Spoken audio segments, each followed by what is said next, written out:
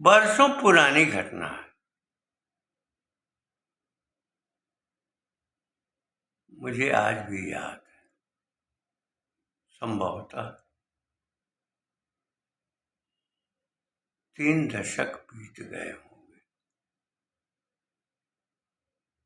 महाराष्ट्र विधान परिषद में एक सदस्य का काशी में आगमन हुआ था और संघ कार्यालय में वह आवासित थे। उन्होंने काशी के स्वयंसेवक शिक्षकों से संपर्क करना चाहा। थोड़ी ही देर में 20-21 की संख्या में शिक्षक स्वयंसेवक संघ कार्यालय राम मंदिर में, जो गोदौलिया में स्थित है, वहां पहुंच गए।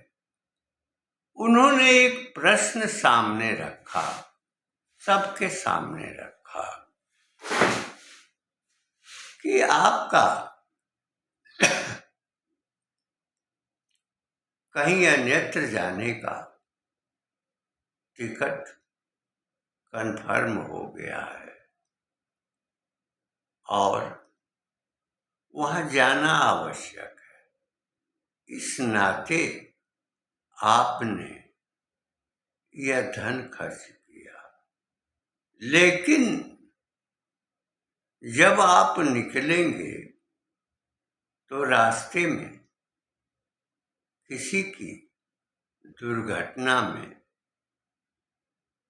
घायल होने का दृश्य दिखाई पड़ेगा। आप बताइए कि आप क्या करेंगे?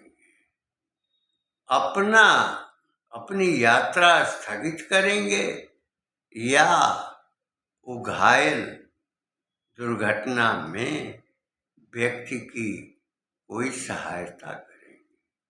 या इस प्रकार के प्रश्न व्यक्तित्व को आंकने के लिए होते हैं, व्यक्ति के संस्कार को आंकने के लिए होते हैं। यह अंकन की प्रक्रिया है।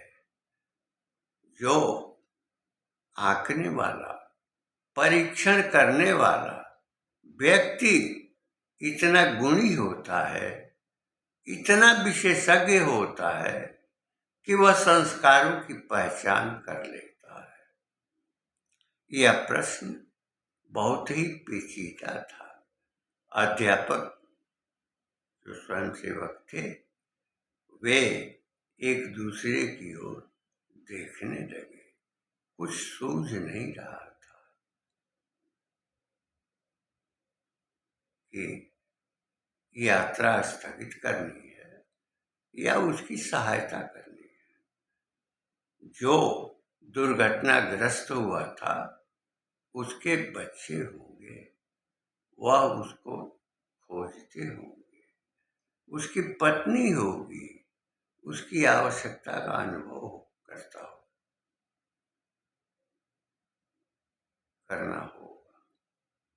परिवार का पोषण जो करता रहा हो, उसका दुर्घटना में घायल हो जाना और फिर किसी आकस्मिक घटना में आ जाना, यह दुखद तो होगा ही। तो जो भी व्यक्ति इस प्रकार की धारणा और भावना रखता है, वह निर्णय करता है। निर्णय करने की क्षमता प्रत्येक व्यक्ति में नहीं होती है।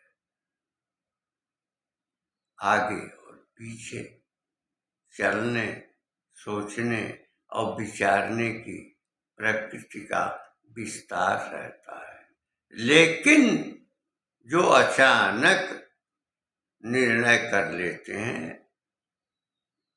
परिवार की दृष्टि से, बच्चों की दृष्टि से, उनके पोषण की दृष्टि से, उनके पालन की दृष्टि से, तो वो निश्चय ही एक निष्कर्ष पर पहुंच जाते हैं। एक स्वयंसेवक शिक्षक ने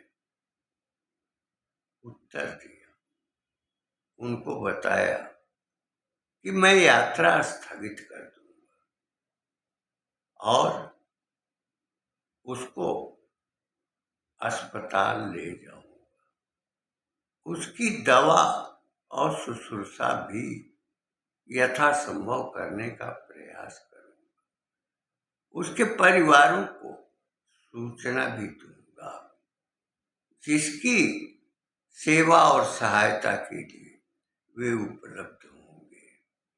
उसके बाद भी यदि अवसर मिला तो मैं मुगल सराय जाने के लिए तैयार हूँगा, अन्यथा जब आवश्यकता या अवसर नहीं पड़ा तो निश्चय ही मैं अपनी यात्रा स्थगित कर दूंगा। लेकिन संयोग था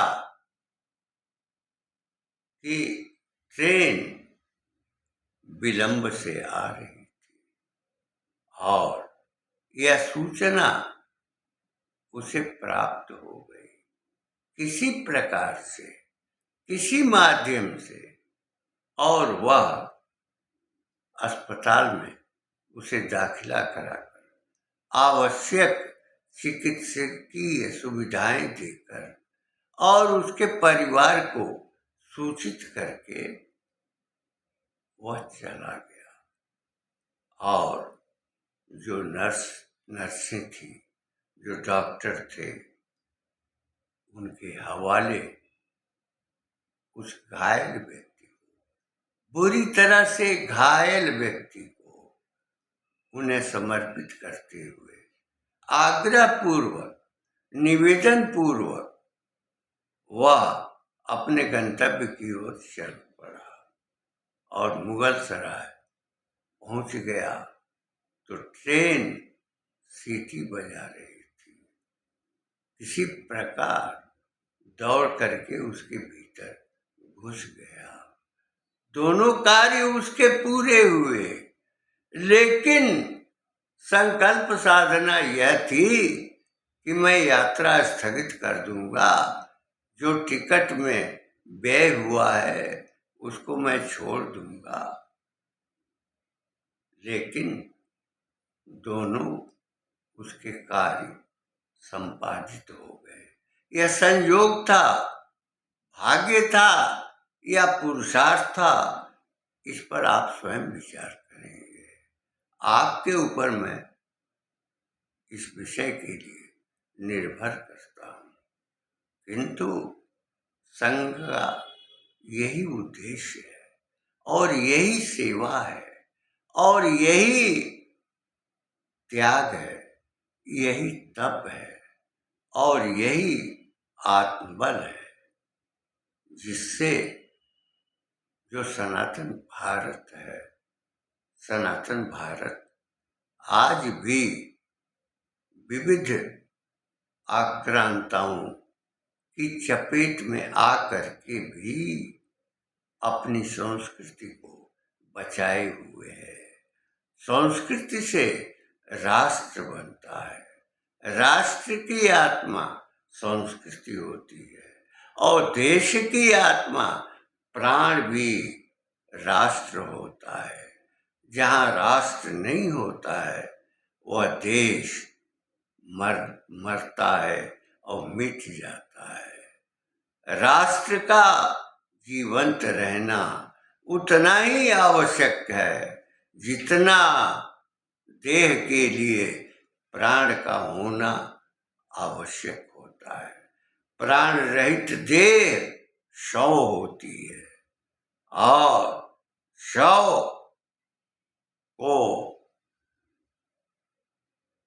मणिकर्णिका पर ले जाना पड़ता है। जीवन की सार्थकता जिसमें निहित रहती है, जिसका जो भी उद्देश्य रहता है, उस उद्देश्य को वह पूरा करता है।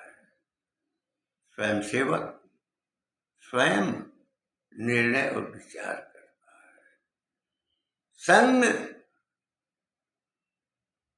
कोई उपासना पद्धति नहीं है, न तो वह कर्मकांड करता या कराता है, उसकी प्रकृति में नहीं है। वह तो राष्ट्र के वैभव के लिए समर्पित होता है स्वयंसेवक, और स्वयंसेवक ही अपने स्तर पर व्यक्तिगत अवधारणा में उपासना भी करता है, पूजा पाठ भी करता है, कर्मकांड भी कराता है और जीवन में संचरित होता है। वह कृषि भी करता है, अन्न का उत्पादन भी करता है, दूध का भी उत्पादन करता है, गायों की सेवा करता है, पालन करता है, बच्चों को, किशोर को, वृद्ध को दूध उपलब्ध कराता है।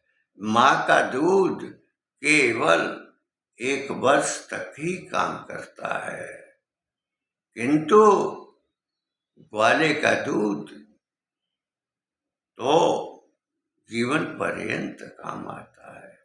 वो गाय का दूध होता है। इधर इन कालखंडों में ग्वाल भी यादव लिखने लगे।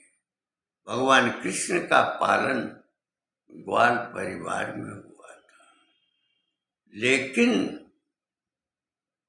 गीता में अर्जुन ने यह कहा था कि हे कृष्ण, हे यादव, हे सखेती।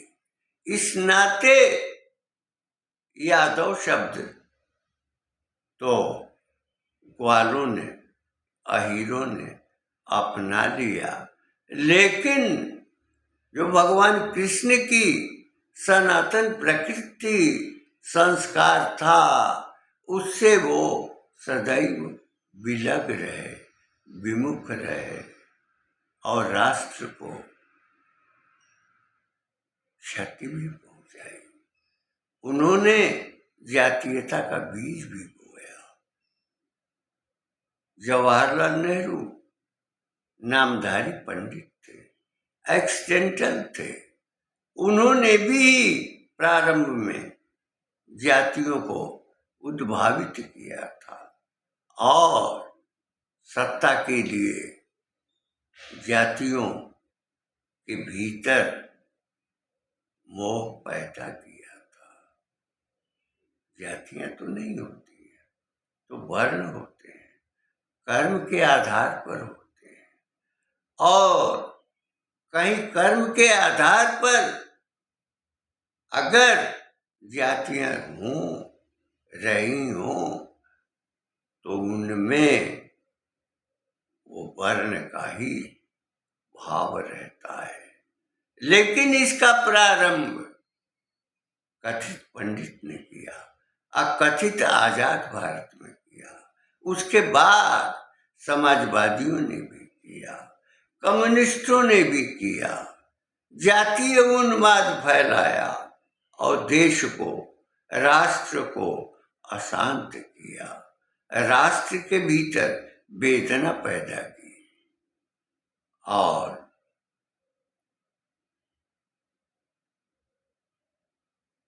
उन्होंने जीवन मूल्यों को क्षति पहुंचाई।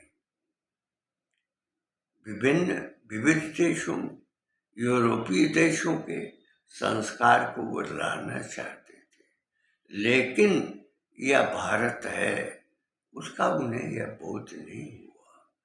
जो भी आया भारतीय परिवेश में, उसे ढलना ही पड़ा, ढलना ही पड़ा, चाहे शक रहे हों, कुषाण रहे हों, प्रणव रहे हों,